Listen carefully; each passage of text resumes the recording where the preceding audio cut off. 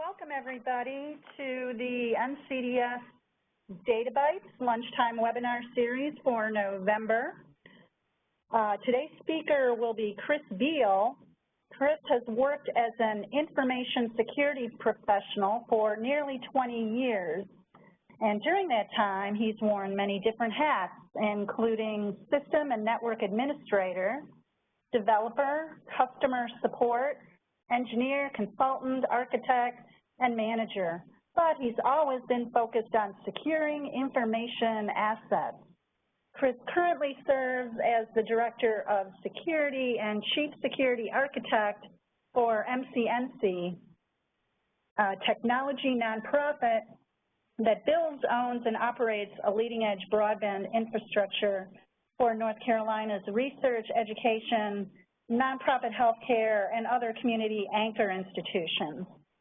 In his role at MCNC, Chris is responsible for directing efforts to secure MCNC's assets and for developing security services that will benefit MCNC's constituents in North Carolina. Today's talk, which is titled DDoS Threat Report, will last about 35 to 40 minutes, and there will be time for Q&A at the end of that. So if you have questions, please feel free to type them into the chat box. We'll hold them till the end of the talk and read them back to Chris, and you'll get your answers. Thanks, everyone, again, for attending. Welcome, Chris. I turn it over to you. Thank you very much. As you just heard, my name is Chris Beal, and I am part of the security team here at MCNC. And as was mentioned, we are a research and education network operating in North Carolina. And we have a network that spans over 2,600 miles of fiber optic cable that's deployed around the state. And we serve those community anchor institutions that you just heard about. And so what we wanted to talk about today was one of the largest threats that we see facing our network infrastructure and the services that our customers operate on that infrastructure, and that is DDoS, distributed denial of service attacks. So I'm going to bring up the presentation here. Hopefully you can all see that, and I trust that someone will let me know if we have issues either with the audio or with the slides being displayed on the screen. So as I mentioned, we want to, or do we have a comment? No, I was just going to say we can see them. Okay, great, fantastic. Yeah. So today's presentation is going to talk about DDoS attacks. We're going to talk about what they are and give a little intro into how they work. We're going to give some information on the threat landscape, what's happening across the internet with regard to DDoS, and then also some insights from the NCREN network, the North Carolina Research and Education Network, what we see traveling that network in terms of DDoS attacks. And then we want to talk about what MCNC has done on that network to try to combat the DDoS threat, and then also talk at the end a little bit about what you can do to help protect your network and your systems. So I'll start with this slide. A lot of the references that you'll see in this presentation come from this report here from Arbor Networks, the Worldwide Infrastructure Security Report. So you'll see that reference several times through here, and you can get a copy of it if you'd like to read the full report. It's got a lot of great information in it. So we'll start off talking about what DDoS is and explaining it. DDoS stands for Distributed Denial of Service, and the distributed part comes from the fact that the attack traffic is coming from many, many different sources, usually thousands or in some cases dozens or hundreds of thousands of different sources across the internet are all sending attack traffic towards the victim of the attack. So the attacks are designed to make information resources unavailable to their intended users. So this might be websites that are being attacked, email systems, phone systems if they're using voice over IP, or in many cases network infrastructure itself that's providing a service or access to a service is what is actually being targeted with the attack. So why do attackers launch DDoS attacks and try to use up available resources? There are a number of different reasons. Sometimes we have boredom. A lot of time with K-12 schools, with students, we will see this as a reason for launching an attack. In many cases, it's revenge. The institution has done something that the attacker is not happy about, so they will launch an attack against that institution. General malice, we see a lot of folks that are just looking to cause trouble, and DDoS attacks are a very easy way to do that.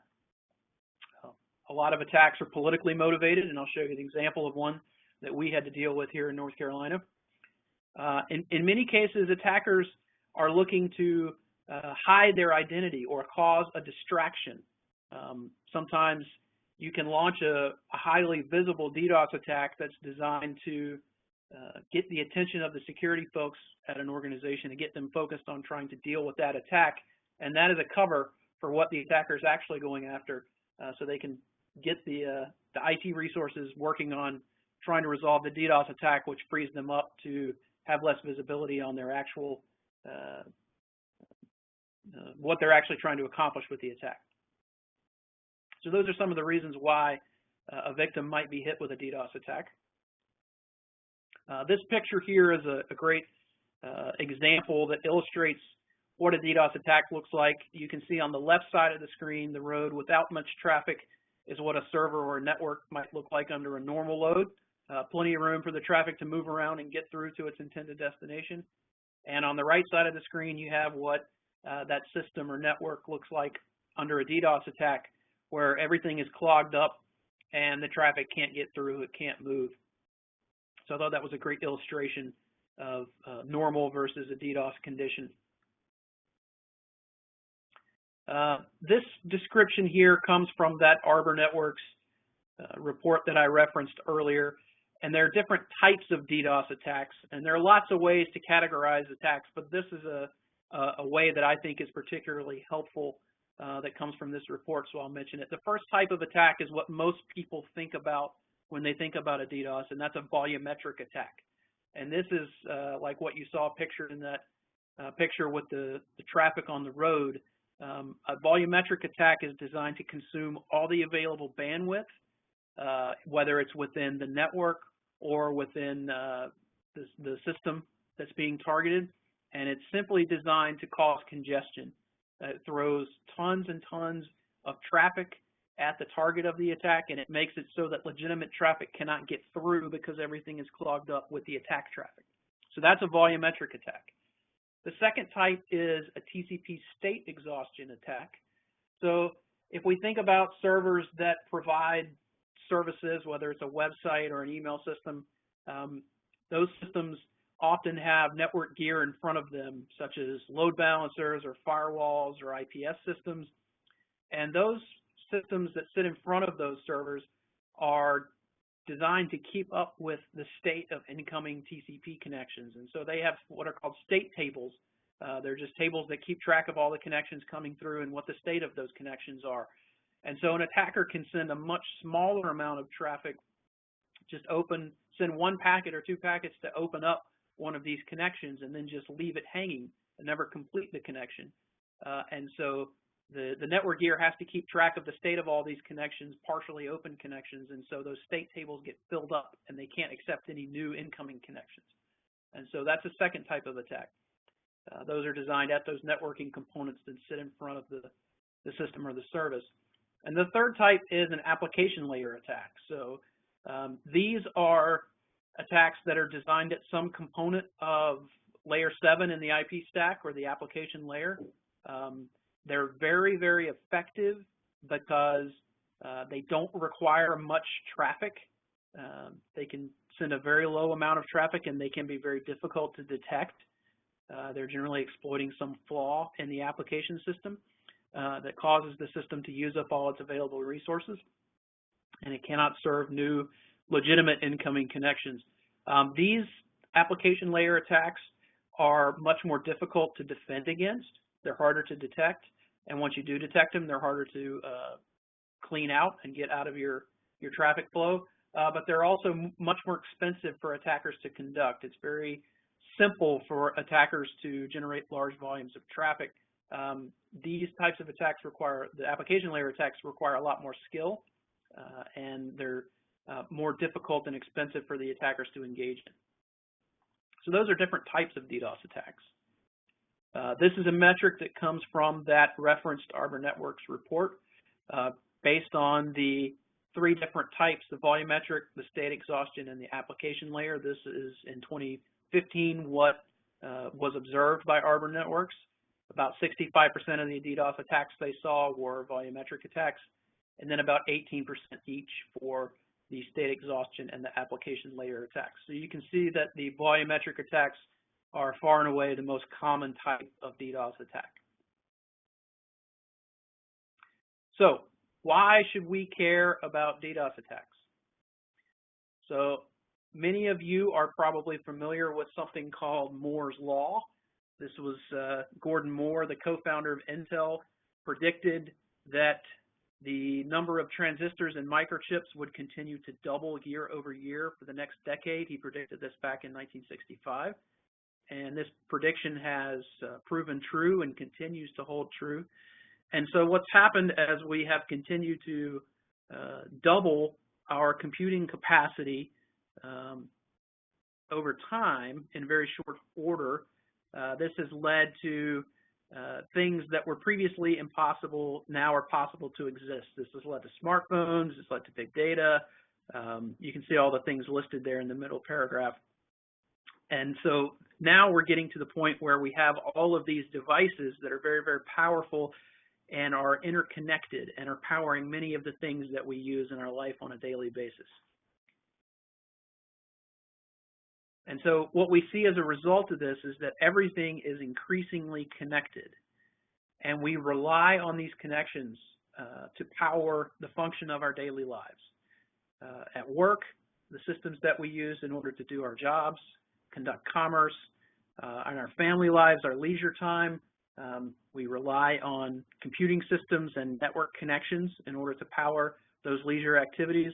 Our healthcare relies on network connections. Government and public safety, those functions rely on networks in order to perform those functions. So DDoS attacks make these connections unavailable, which means that it becomes much more difficult to conduct these daily activities. So this is an important reason why we should care about DDoS attacks, because it makes it harder and harder to do all the things that we need to do on a daily basis. So let's look a little bit what's happening in the news with DDoS attacks. These are some articles that have appeared. Most of these were collected back in the May, June, and July timeframe.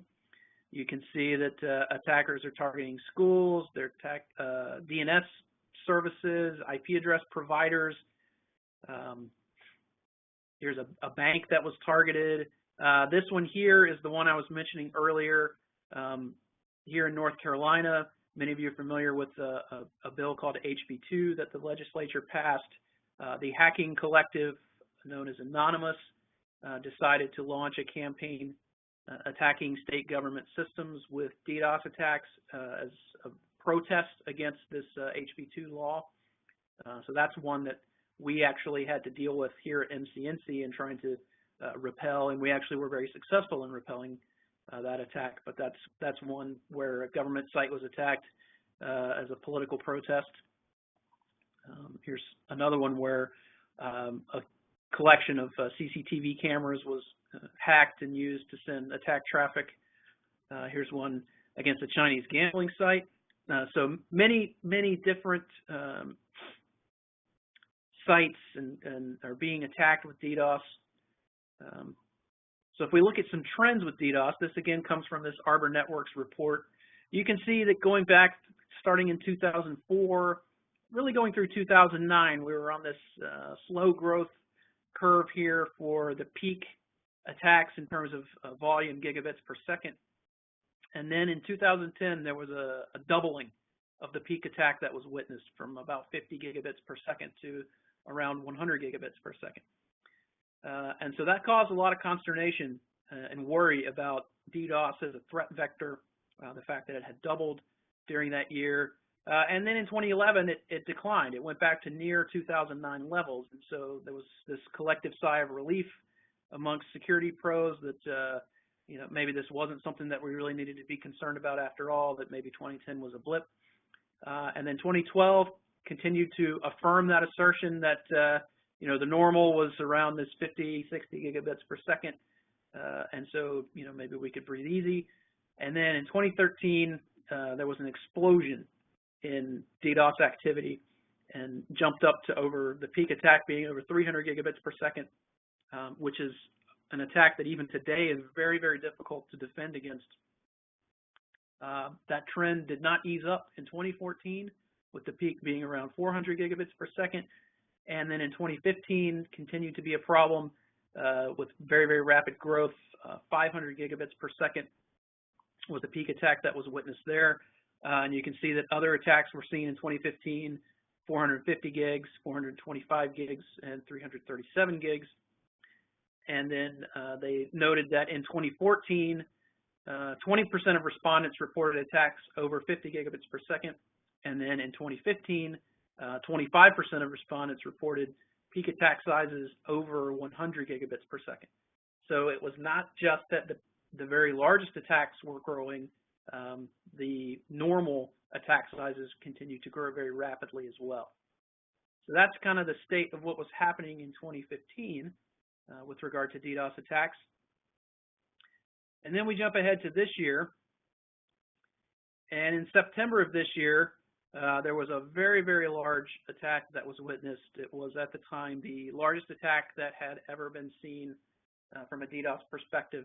There's a gentleman by the name of Brian Krebs, who is an investigative journalist, and he focuses on journalism related to information and cybersecurity issues. And he, in September, published the results of an investigation that he had conducted that outed two Israelis, individuals, named them by name, as the folks who were operating the largest DDoS for hire service on the internet. And that resulted in those gentlemen being arrested in Israel, and they're now in the process of being prosecuted for conducting a lot of damaging DDoS attacks. And within a couple of weeks of their arrest, his website was the victim of the largest DDoS attack ever seen, and it brought his site to its knees. And if we go back to the trend chart, you saw that 2015, the largest attack that was witnessed was about 500 gigs. The attack that hit Brian Krebs' website was 665 gigabits per second. So a very, very large attack, the largest one ever seen at the time. And you can see that growth rate climbing significantly year over year. And then this happened. So that was in late September when Brian Krebs' website was hit with that DDoS attack. Within about a week of that attack, there was another large attack that was seen targeting a French web hosting service. And this attack was 1.1 terabits per second. So if we put that on the chart, you can see the 665 gigabits per second there. 1.1 terabits per second is up at the top. So it's over 1,000 gigabits per second. So our growth rate in DDoS attacks is not even close to linear anymore. We're now looking at you know, our hockey stick of exponential growth here. So it's pretty troubling state that we're in from a security standpoint. So that's what the trends are looking like right now in the DDoS threat landscape. If we talk about how attackers are able to do this, you may think that conducting a DDoS attack requires some form of elite skill, or you have to be able to compromise a lot of systems and have a lot of expertise. That is simply not the case. I mentioned earlier these DDoS for hire services. This is a screenshot of a website that's operating one of these. You can see that it looks very much like Amazon.com or any other shopping website that you're familiar with. You can choose Economy, Deluxe, or Ultimate, and you can specify how long you would like these attacks to occur, and you simply choose Add to Cart. And you can see that they're also not expensive. They start at $5, and the most expensive Ultimate package here, you can get an hour's worth of DDoS attacks every day for 1 month, and it only costs you $30. And then if you're not happy with any of the pre-built options, you can see there's little sliders at the bottom where you can go in and customize your plan to exactly what you want to pay and what level of attack you would like to bring against your victim. So this requires no skill. It just requires a small amount of money. And you can launch a very large and damaging DDoS attack at your victim. This is another website where you can purchase DDoS attacks, and you can see that here they start as little as $2.50. So this is obviously a big concern for anyone who is operating network infrastructure, that folks with no skill and a very little amount of money can launch DDoS attacks.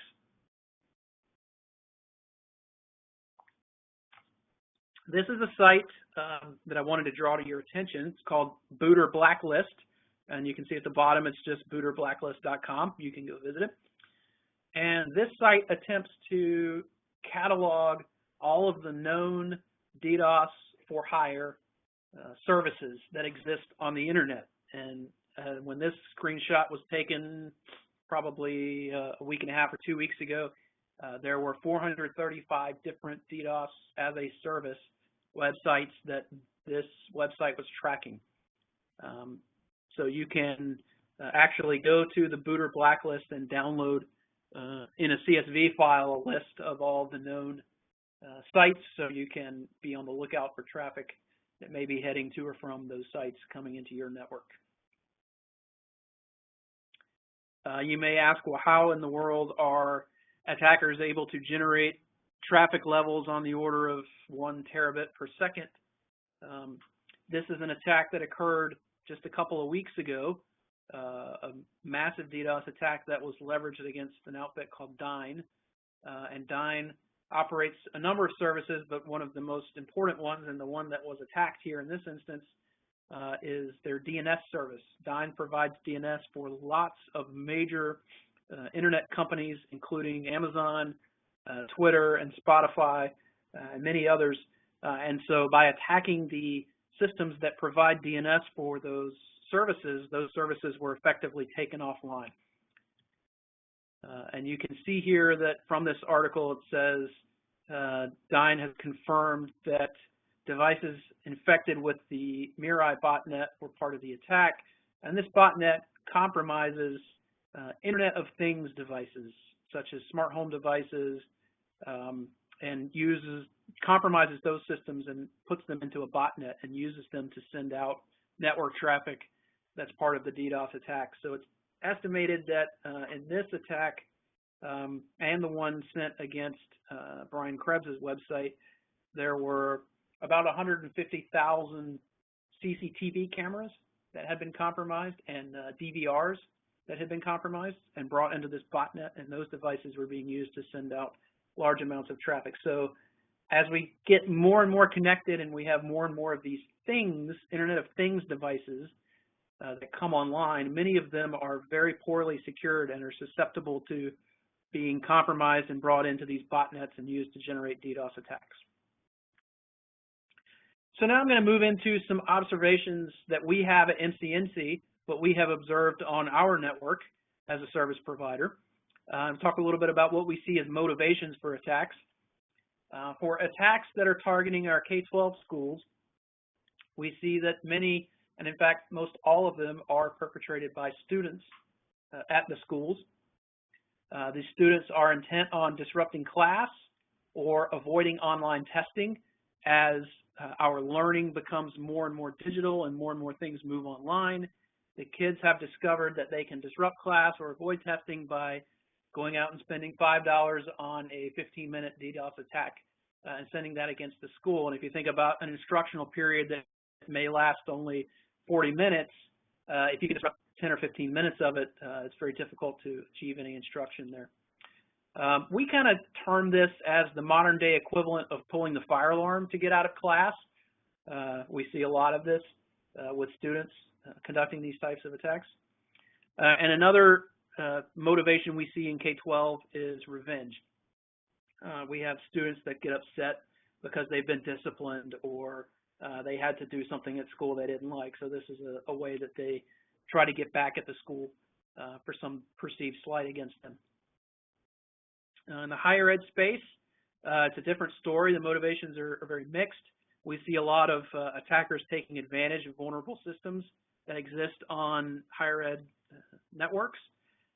We also see a lot of gaming-related DDoS. So students that may be participating in online games, someone in the game wants to kick them out of the game, and so they will throw a large DDoS at the network in order to take that student offline while the game is happening.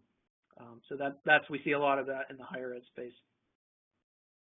I'll show you some data here that we track with regard to DDoS attacks on the NCDS network. The blue line there is the 2014-2015 year, going from September to August. The red line is 2015-2016, and the green is the current year. So this is the number of attacks by month. So you can see that generally in last year, 2015, the number of attacks was down year over year from the previous year. However, so far in 2016, it's significantly up over both 2015 and 2014. This is the volume of attacks by month. So not the number of attacks, but how large the attacks are. You can see that in general, 2015 was significantly higher volumes of traffic, even though the numbers of attacks were down year over year.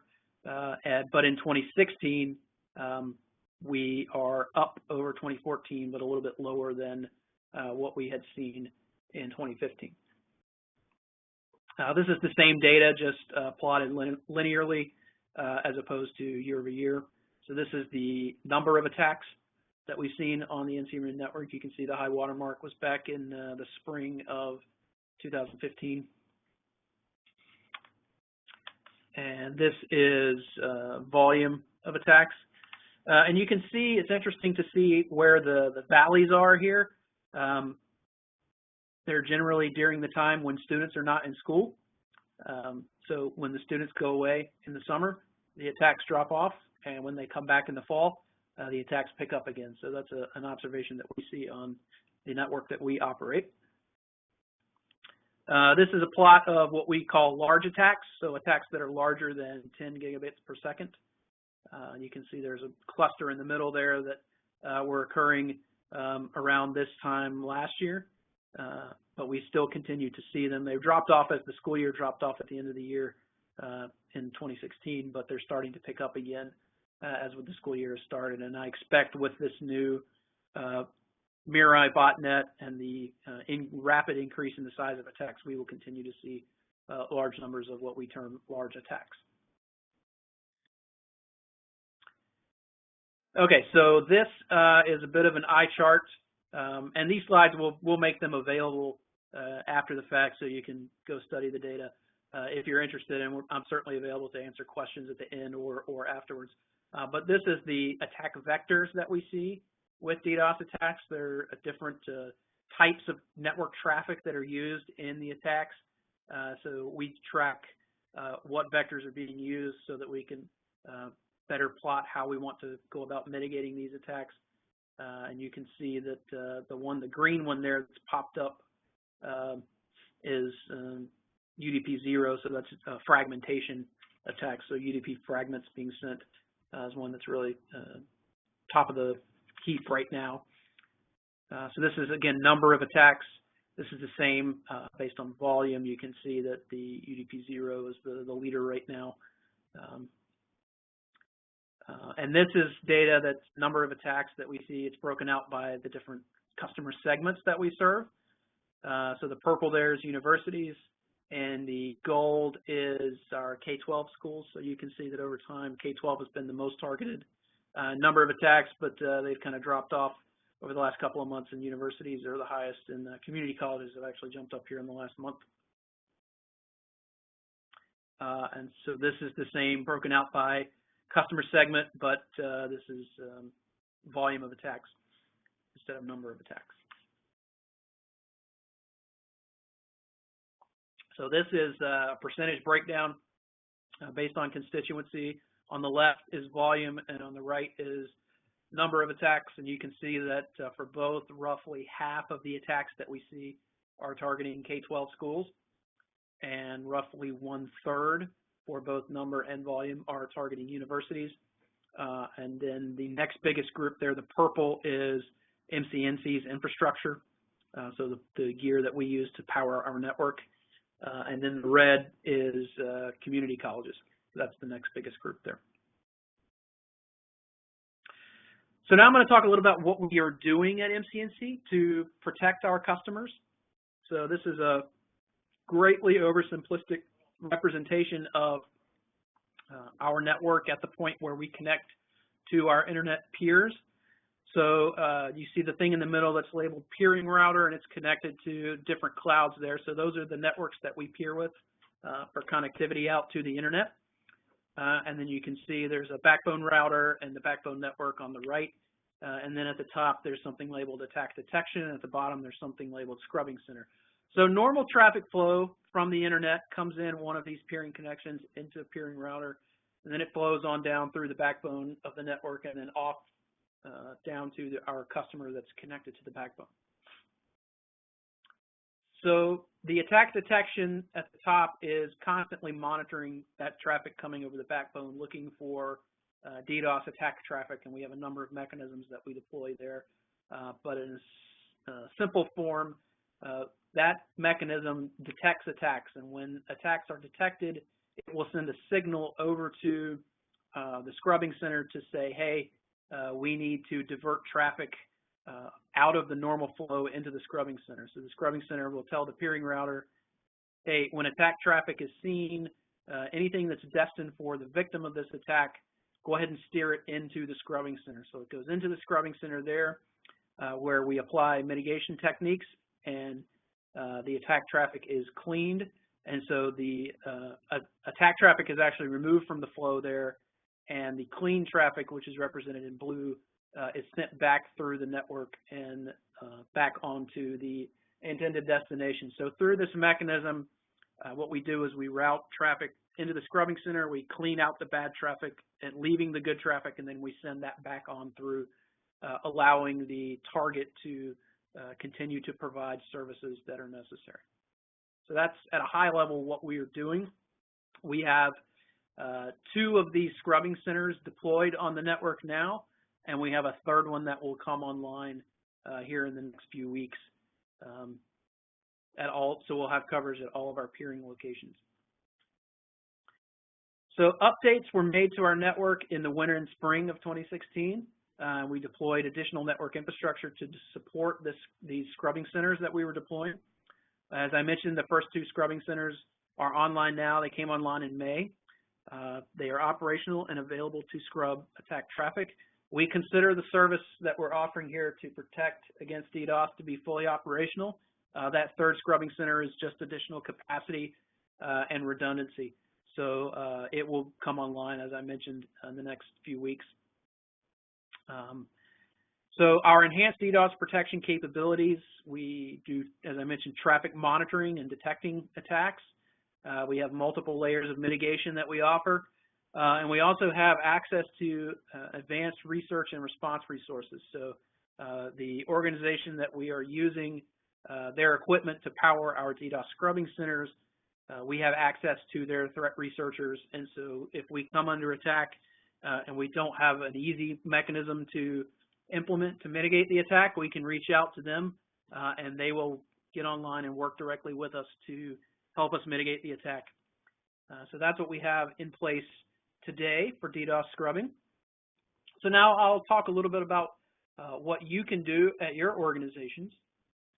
So the first thing is to ensure that your business continuity and your disaster recovery and response plans address responding to a DDoS attack. You want to think about that ahead of time. And in particular, you want to think about internal communications. If your response plan relies on your email system or your phone system that might be voice over IP powered, and those systems rely on the network, how will you communicate if the network is unavailable? So you want to make sure you think about that in those response plans. And also think about cloud services that power your business. If your email system is critical and it's not on-premise, it is in the cloud, and you can't get out of your network to the cloud because the network pipe is full, as a result of a DDoS attack, making sure you've factored that into your response plans and how you would work around that. Make sure that your applications are patched and hardened. This is really important to not only ensure that your systems are protected against application layer DDoS attacks, but to ensure that your systems don't get used to send DDoS attacks out to somewhere else. And that can be bad for the victim that is being attacked, but it can also be bad for you. If an attacker is using your system to send out DDoS traffic, that traffic may fill up your network pipe and make your network unavailable as well. So that's make sure that your systems and your infrastructure are appropriately hardened and patched. Make sure your things are hardened. So this is, again, back to this Internet of Things discussion. If you have CCTV cameras or video gear or smart devices such as thermostats or temperature sensors or those types of things that are connected to your network, you want to make sure that those are appropriately hardened, again, so they're not being used to send out DDoS traffic, or also so they can't be used to breach your network. Least privilege filtering, both inbound and outbound. This is important if you don't need particular types of traffic to flow into your network or flow out from your network. You want to make sure that you're filtering those away, and that can go a long way to help protecting you against traffic that's coming into your network. Prevent spoof traffic from leaving your network. This is really important. There's something called BCP 38 or RFC 2827. It's also referred to as URPF. And these are all mechanisms and standards that exist to prevent spoof traffic. Spoof traffic is one of the most common mechanisms for allowing DDoS attacks to work. So if traffic is leaving your network that claims to be from somewhere else, then that's not legitimate traffic. Traffic that's leaving your network should be marked as actually coming from your network. So you want to make sure that you're preventing that. So talk to your network folks and make sure that your networks are doing that, preventing spoof traffic from leaving the network. This one's interesting. Monitor your web logs for outbound traffic to interesting sites. So I mentioned earlier the booter blacklist list.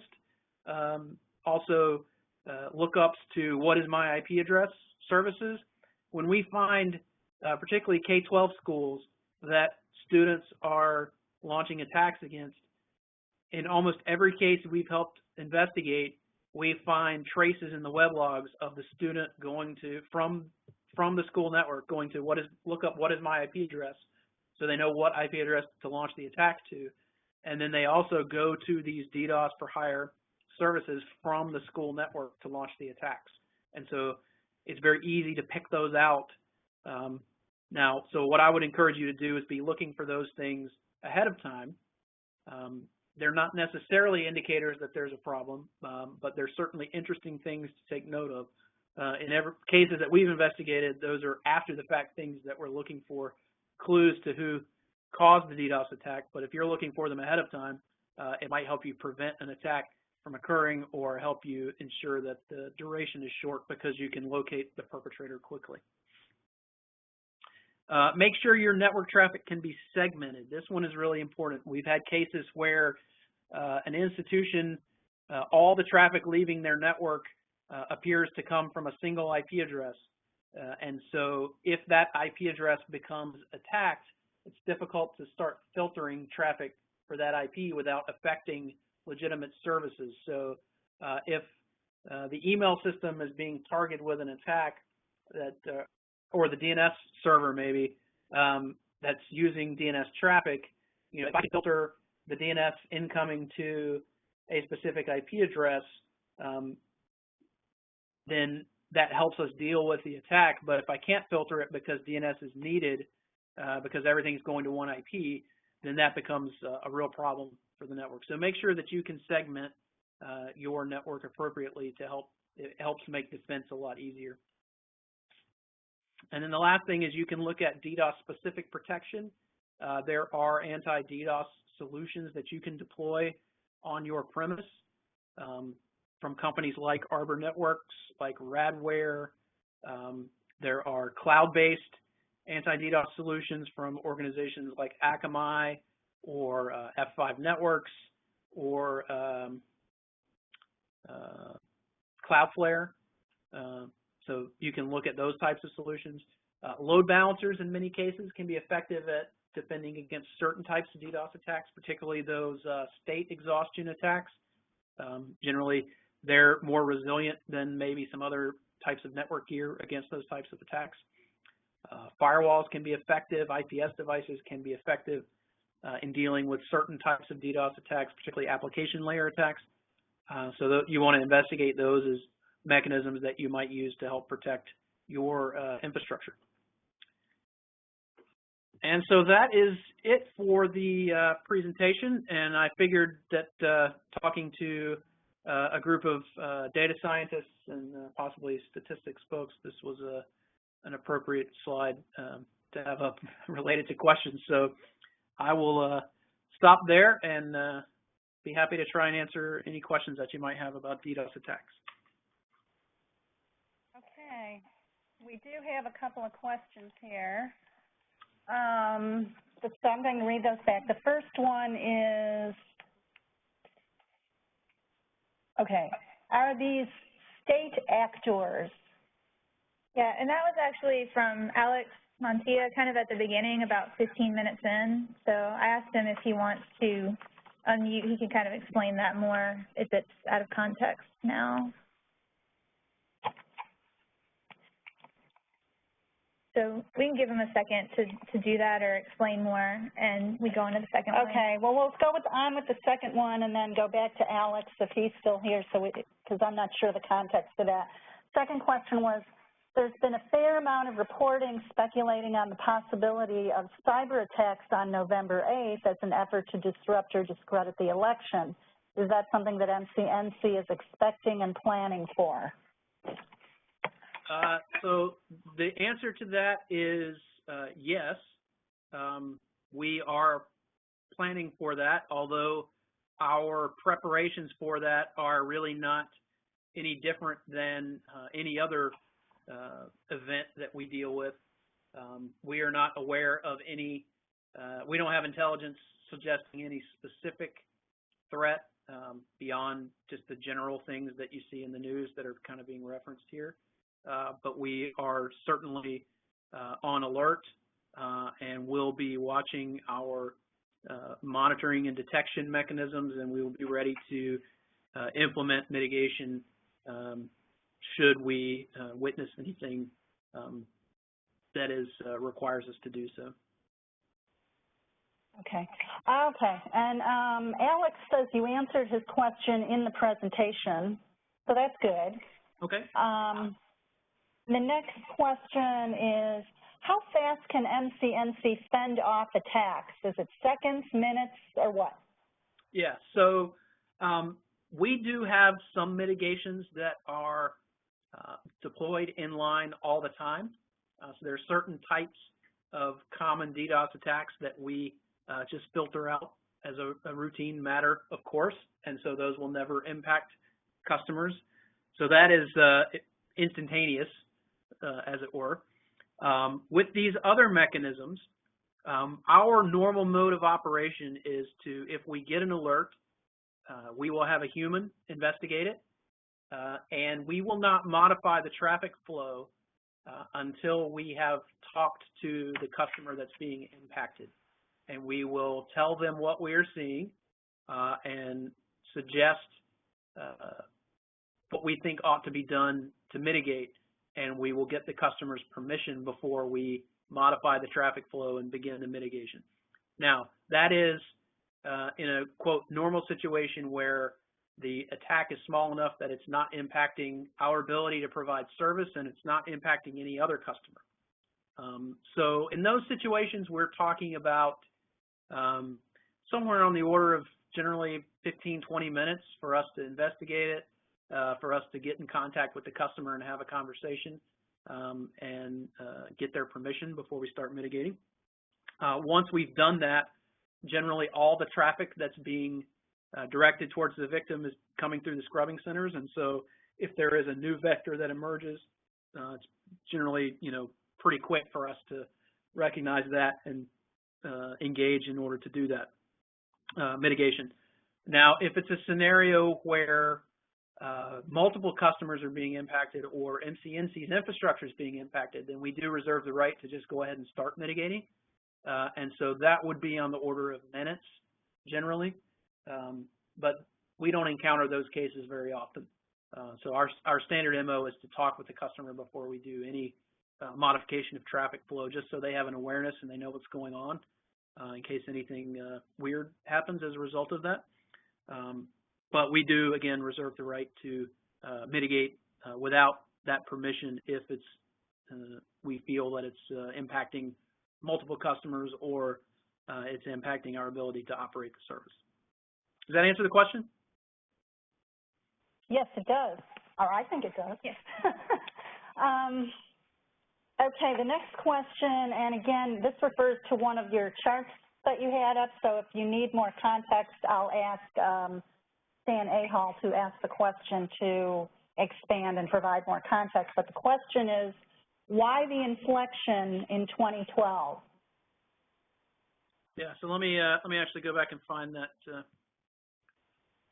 chart.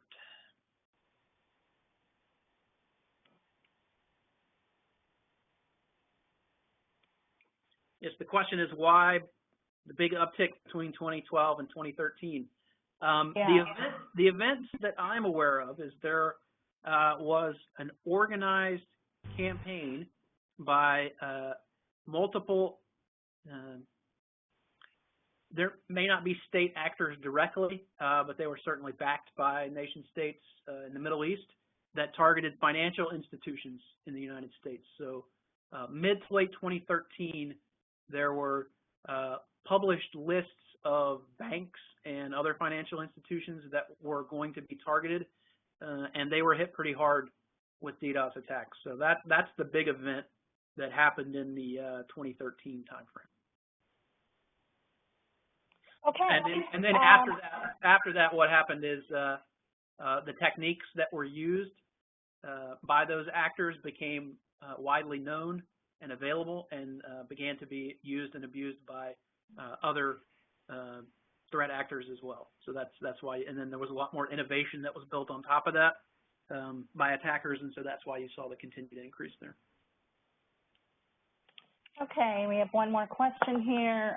Currently, it seems that the response to a DDoS is primarily reactive.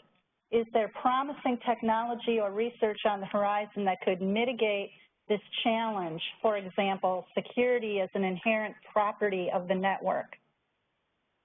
So that's an excellent question. We do have the ability, and some providers do this, to automatically deploy mitigation. So it would still be reactive.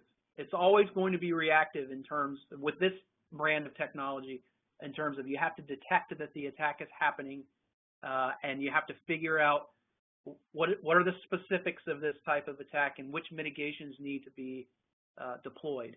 Now, there are ways to automate that so that a human doesn't have to sit in the middle and that the response can be much quicker.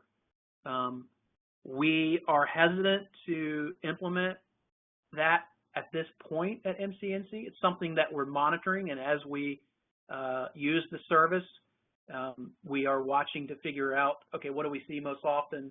What can we leave on, in terms of mitigations, and what are the mechanisms that we can automate? We have talked with some other providers that have done that, and there are some not insignificant technical challenges to do that, and so that's why we're hesitant to do it. At the end of the day, our goal is to provide service, and so if we end up interrupting service because of these mitigations, then we've actually achieved the objective of the attacker, and so we want to be careful about how we do that. So we may move more towards automation for reaction to shorten those reaction times, but that's kind of a watch and see for us, and what's our comfort level with that as we move forward. In terms of, inherent property of the system, I could spend a long time talking about that, more than we really have on this session. It's a complicated answer, and it's complicated because there are a number of factors that go into that. What we're trying to do with what we've implemented here is examine the traffic that's coming in and determine if it's good or bad, and then make some judgments on what to do with it based on that. There are a number of things like the BCP38, URPF types of hygiene things that folks across the internet need to do. And if everyone does them, then the likelihood of those reflection amplification attacks goes significantly down. The attackers can't leverage those techniques, but that's all things that other people have to do. Everyone else has to do those things, and so it's a little bit of chicken and egg. If I do those things on my network, that doesn't do anything to protect my network. It just keeps my network from attacking others, and so everyone else has to get along with that in order to benefit the community. And so there are things like that exist that will make it harder. But it's where we're at today. I think in the short term it's going to be worse before it's better, because of all these Internet of Things devices that are coming onto the network, and many, many, many more will be coming on over the next few years. Multiple millions and billions of new devices, connected devices that will come on, and they're just not secure. They're being built by folks who don't have any experience in building network devices in the first place, or secure network devices, and they're using low cost and free frameworks that were never designed to provide security baked in. And so it's going to get worse, in my opinion, in the short term. And we're seeing that happen in real time right now over the events of the last few weeks. Okay, I think that's all we have for questions. A few people, or quite a few people actually, have asked, are we recording this, and will the recording be available? And the answer to that is yes. It will be on the NCDS website. Just go in about a week, I'd say. Just go to the same place where you logged into the webinar, and you'll see it there in about a week. And so if we have no more questions, I want to say once again, thank you, Chris, for a very interesting discussion today, a little bit troubling in some ways, but definitely interesting. We really appreciate your time. We appreciate the time of everyone who attended. And for those of you in the audience, please remember we do the DataBytes webinar series every month, more or less, at lunchtime, Eastern Time, noon to 1 p.m. Our next session will be Wednesday, December 7th at noon Eastern Time, and the speaker will be Mac Devine of IBM. We hope you'll join us then and look for more information coming out about that soon. Thank you all, and have a wonderful rest of the day.